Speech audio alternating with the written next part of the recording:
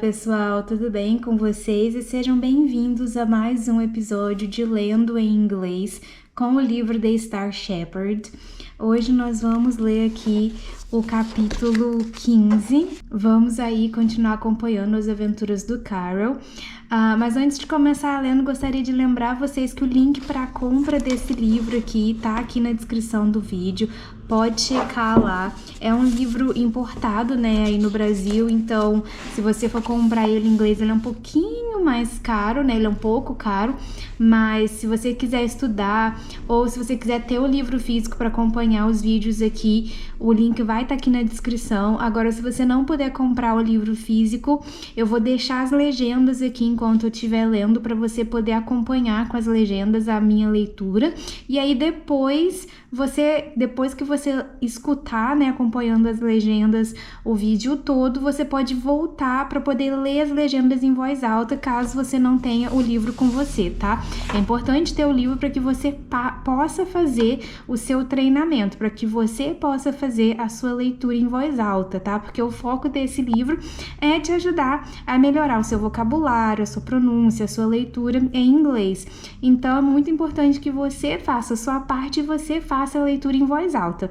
Se você puder comprar o livro, você acompanha no livro enquanto eu tô lendo para já ir pegando a pronúncia certa das palavras, e aí quando você terminar de escutar pela primeira vez, você volta no início do capítulo e lê o capítulo em voz alta para você treinar a sua pronúncia, e você também repetindo, você vai ter mais facilidade de memorizar as palavras novas, né? É muito importante você repetir as palavras novas para que você consiga lembrar de usar essas palavras novas no seu dia a dia e quando você for usar o seu inglês. Combinado? Então vamos lá.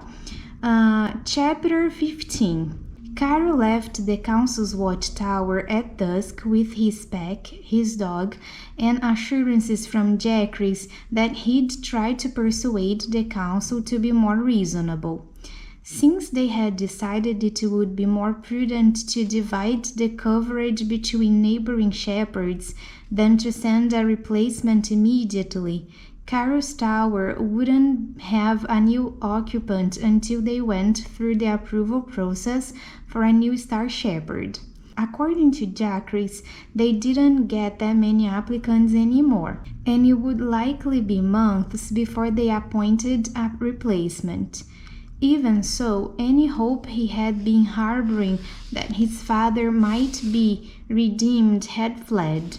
The council had even taken back Carol's star-glass goggles to ensure he couldn't find the stars so easily if he was tempted to disobey them. It still hadn't really sunk in that he'd been banned from touching the stars.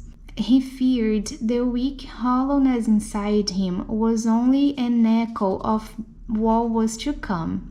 Night was upon them, and now Carol would have to find a place to sleep or head back home. He couldn't stand the thought of staying in Duluth for a second longer than necessary after how the council had treated his father. Yet, the thought of treading over the Black Lands with its sand traps and dangerous creatures again, especially at night, was a thing Carol dreaded. His stomach clenched at the memory of Cypher struggling to paw his way free of the quicksand and the enormous creature with many razored legs.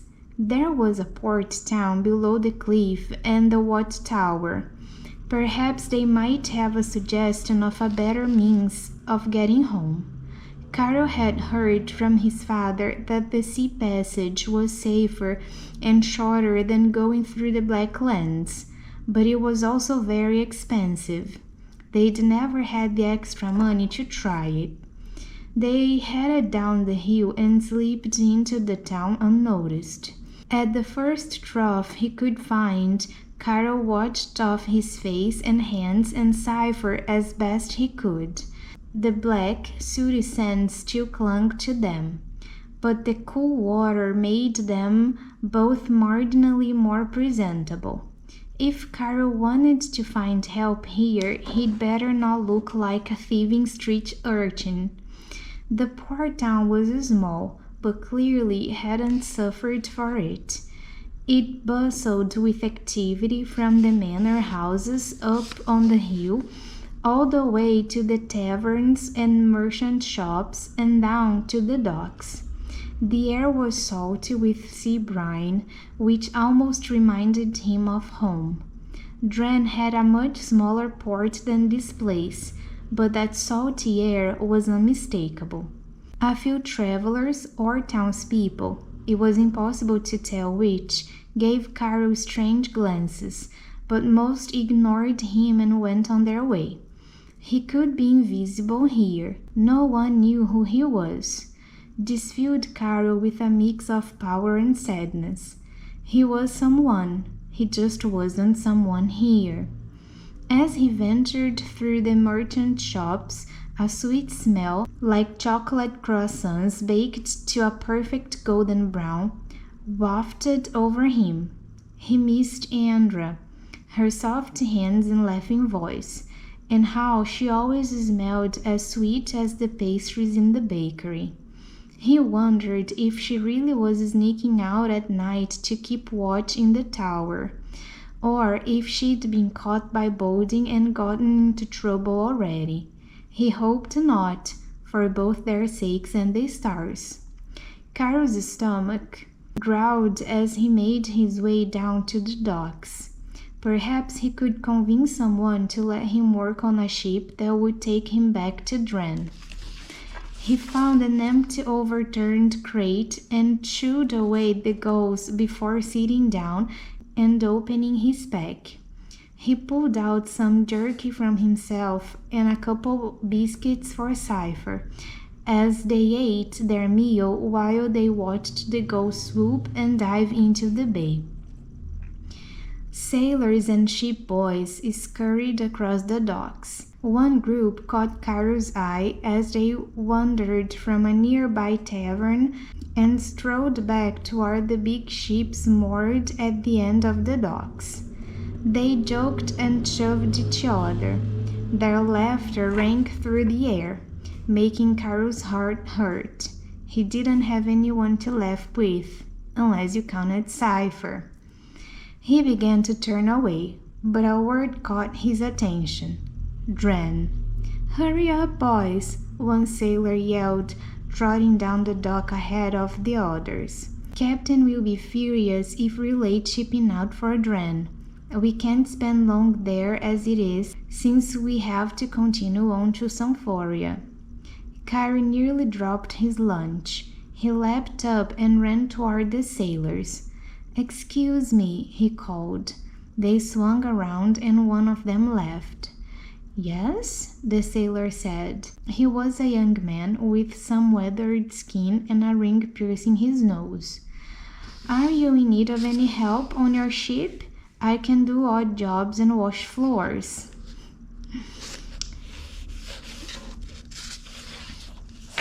The group laughed. "Sorry, mate, but we've already got a ship boy. If you want passage, you have to pay the captain." Carol trailed after the group as they returned to the ship, hoping to think of something, anything, he could say that might make them change their minds. Nothing came to him, but he did see the ship they boarded. It was a large steamship that ran on coal and had new clockwork rigging for the sails. His father would have loved to see this, he was sure. A fascinating system of ropes, pulleys, chains, and cogs controlled the sails, all from a single panel of buttons in the ship's bridge. There was no need for the extra manual labor like on other ships, but the rigging was very expensive. Chances were that a ticket on board the ship would be expensive too. Carol's heart sunk as he put his hand in his pack and ran his fingers over the 2 small coins at the bottom. That was all they had left of their last stipend from the Star Shepherd Council, which would be cut off now that they were banned from watching the stars. No way could he afford a real ticket. His stomach growled again, the meager meal he had just eaten already souring in his gut. There was some food left in the cabinets of his home, if he could even go home. What if the council had already sent someone to lock up their tower? Carol shook off his fears and made up his mind. He couldn't risk the Black Lands again without a working cart, and he couldn't pay for a ticket. He hated to do it, but he was going to have to stow away on a ship and pray he didn't get caught. Carol and Cypher strolled as casually as they could up and down the docks, watching the ships and hanging around long enough to discern their destinations. The ships those sailors he'd spoken to earlier worked on was the only one headed to Dren. Now Carol had to figure out how to get in one of the crates they were loading onto the ship. He sat by the trough where they'd eaten earlier and was considering his options when he spied a familiar tall figure haggling with a fishmonger further down the docks. Suddenly, Carol knew exactly what to do. After all, Jacques had told him he wanted to help. He approached Jacques just as he turned away from the fishmonger, swinging a couple silverfish strung on a small pole.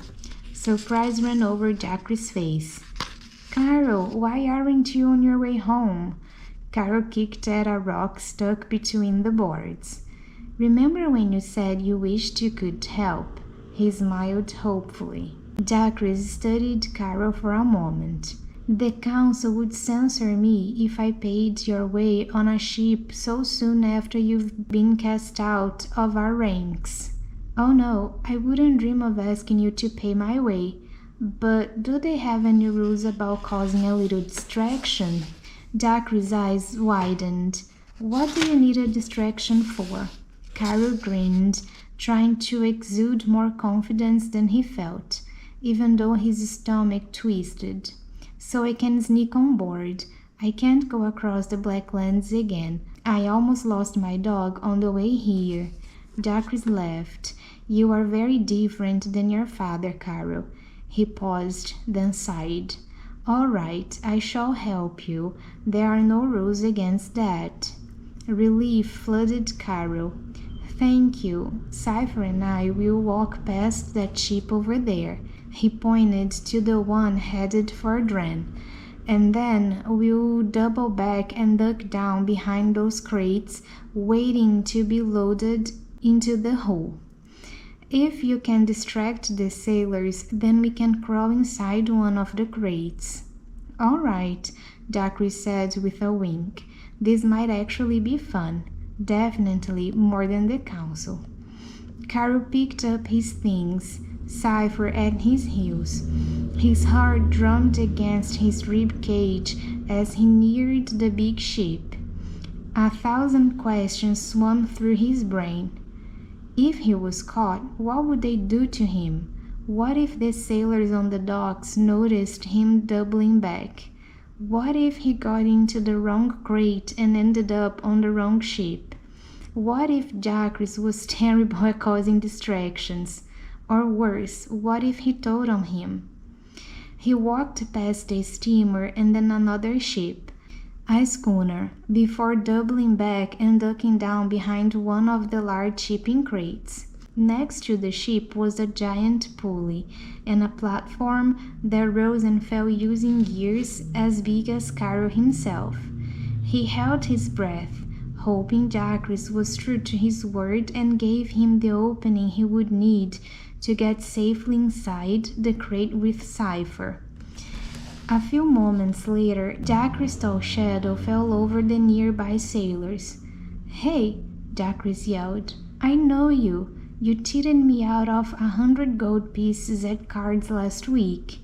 Carol peeked around the crate to see Jacques in all his intimidating glory, shoving his finger into one of the sailors' chests. The sailor's friends came to his defense. "You've got the wrong man, mate. We were aboard the Celestine down near Peliana last week.